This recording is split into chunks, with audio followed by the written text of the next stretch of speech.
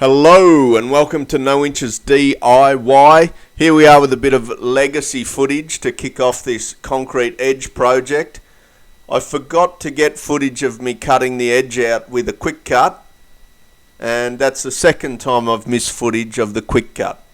The quick cut cost me about $200 to hire from the local hire shop, and it cuts about 100mm deep, so easy for cutting most concrete slabs. Unless they're ridiculously thick, then you'll have to take it down in a few steps.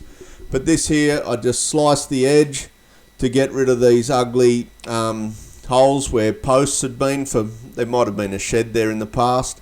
So the next bit of footage shows me once I've already got the quick cut out and I've already started the concreting. So the footage mainly is of the second day of concreting. Alright, welcome to today's job. There's the trench that I cut in between those two slabs. Here we are at the concrete repair project. The other day I just did half. I did it at night so I couldn't get good footage, so I'll do the other half during the day. So what I've done here, I've just prepared the trench. I wet it all up and then just tried to float all the organic matter out. So if I just scrape this back, hopefully most of it floated to the surface. I've got a spot for this over there where I'm topping up the ground. Finished cutting this.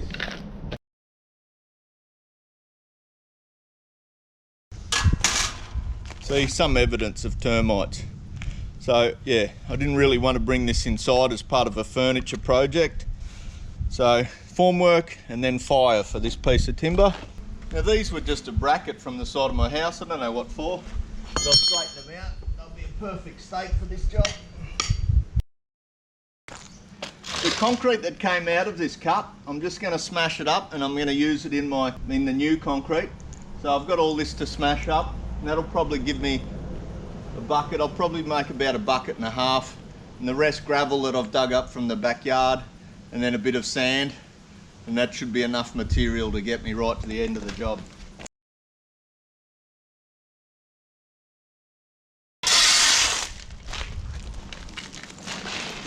Alright, I'm just going to get the diamond blade out and just adjust some of these lines. They're not exactly to my satisfaction.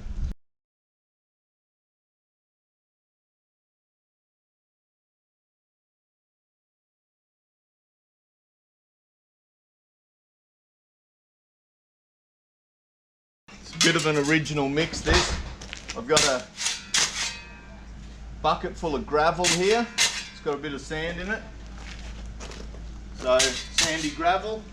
Here I've got gravelly sand. Here I've got a bit of recycled concrete.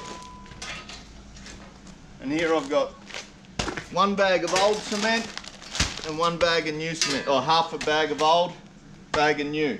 So I'm going to mix all these three together with water, walk it over to the hole, and hopefully I'll have this job finished today.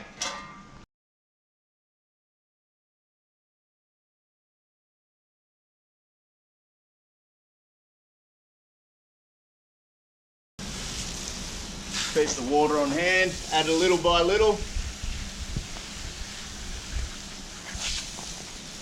I'm just going to have this a little bit wet. When I add the cement, I don't want it to dust up on me. In fact, I might even wear my mask when I add the cement.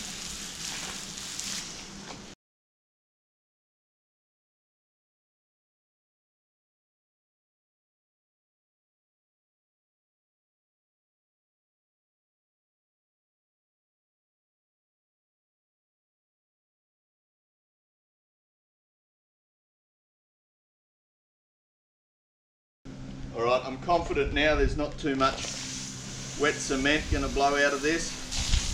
So I'll give it, just gradually introduce the water to it. Don't want to make it too wet or else it'll lose its strength.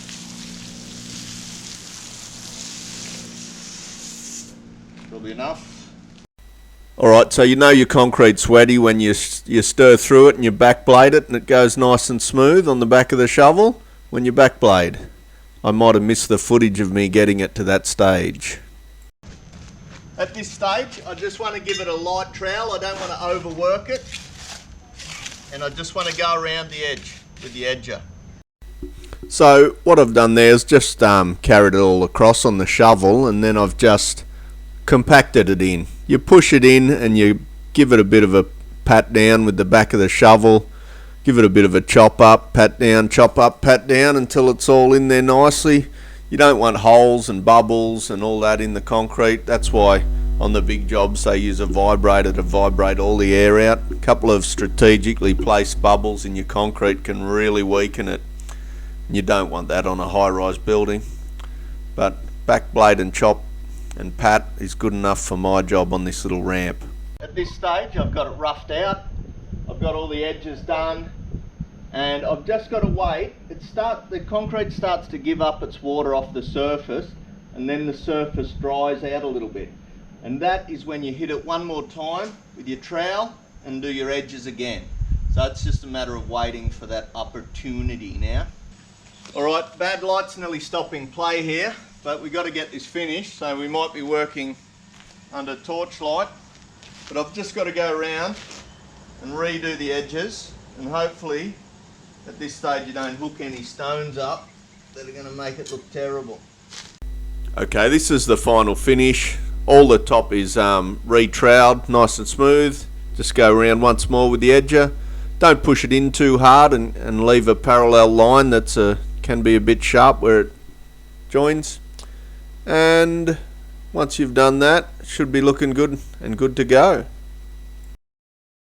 Here's the finished product. It's been down for a few months. A bit of grass has grown in the cracks, but it did look good. No cracks in the new stuff, and it's very good for rolling my tool bench over. No nasty step to catch the wheels on. So I'm very happy with the product there. It was a couple of $100 to hire the quick cut and maybe 2 bags of cement. All the rest of the material I scraped up from the property or recycled from the old concrete. So there you have it.